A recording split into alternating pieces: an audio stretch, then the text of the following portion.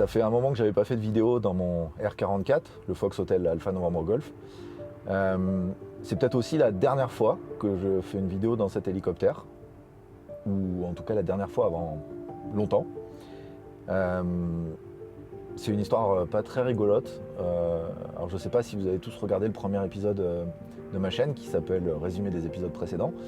Si c'est pas le cas, je vous conseille de le faire. Je vais mettre un petit lien en haut à droite de la vidéo, sinon vous risquez de pas trop comprendre ce qui se passe.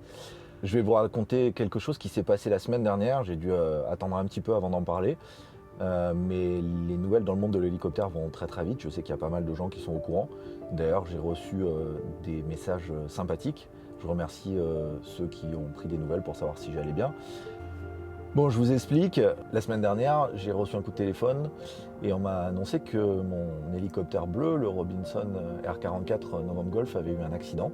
Alors la première chose, c'est qu'il n'y a pas eu de blessés, et ça c'est le plus important. Vous allez voir que les dégâts ne sont pas si spectaculaires qu'on peut se l'imaginer, mais il est probable que l'hélico ne revole pas, ou s'il revole, il ne revolera pas avant 6 à 9 mois. Je vais vous montrer. Donc l'accident a eu lieu ici, sur ce tarmac. Il y a encore des traces d'ailleurs sur le béton. Là, l'hélicoptère a été démonté pour vérifier si la structure tubulaire était atteinte. A priori, elle ne l'est pas. En revanche, si vous regardez ici, vous allez voir que la tôle est déchirée.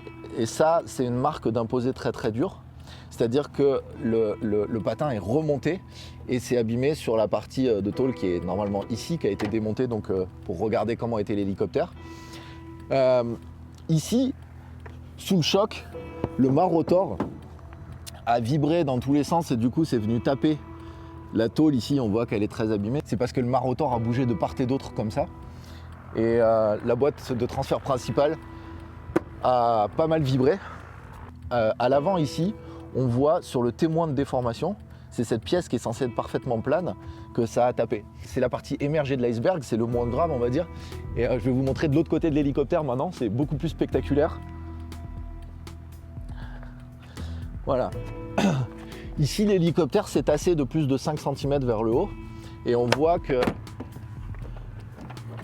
la déformation est montée jusqu'à arracher les rivets qui sont là. Ici c'est tout plié et à l'intérieur du siège, du coffre à bagages, tout est plié sur plus de 15 cm. À cet endroit-là, c'est le symétrique de ce qu'on a vu de l'autre côté, c'est la boîte de transfert principale qui a bougé de part et d'autre sur ses silent blocks et qui est venue taper là. L'enjoliveur du mât de rotor est venu taper là sur la cabine et ça a complètement déformé.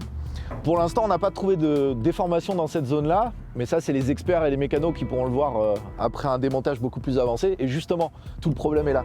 Quand ça a tapé aussi fort, quand la BTP a bougé comme ça, quand le moteur a pris éventuellement un impact, etc., ça veut dire qu'il faut démonter entièrement l'hélicoptère. Et surtout, il y a quelque chose de plus grave. Si vous regardez cet hélicoptère par devant ou par le côté là-bas, vous pouvez ne rien voir, mais ce choc-là n'est pas réparable. Les cabines ne sont pas réparables, on n'a pas le droit de faire de chaudronnerie sur une cellule de Robinson R44, donc il faut absolument faire changer la cellule entière, et la cellule ne se change qu'aux États-Unis. Donc ça veut dire que cet hélicoptère ne peut plus voler, doit partir aux États-Unis, on doit changer la cellule, on doit démonter intégralement l'hélicoptère, vérifier toutes les pièces. A priori, l'hydraulique qui est cachée là-dessous a morflé parce qu'on a trouvé de l'huile d'hydraulique en dessous de l'hélicoptère. Et donc tout ça, voilà, on a un petit choc, on n'a rien du tout, ce serait une voiture, ça ferait rigoler, on irait chez le garagiste, le lendemain ce serait fixé. Tout ça, ça veut dire que 1, cet hélicoptère ne peut plus voler, et 2, peut-être qu'il ne revolera plus jamais. Donc voilà, c'était un petit update pour vous dire qu'on ne verra plus le November Golf avant un moment dans les vidéos. Et je vous tiendrai au courant. Et si vous voulez être tenu au courant, pensez à vous abonner. C'est aussi bien pour voir que vous appréciez les vidéos que je fais. C'est simple, vous cliquez sur le bouton abonner ou sur le petit logo Low Fuel en bas à droite de l'image. Il doit être par là.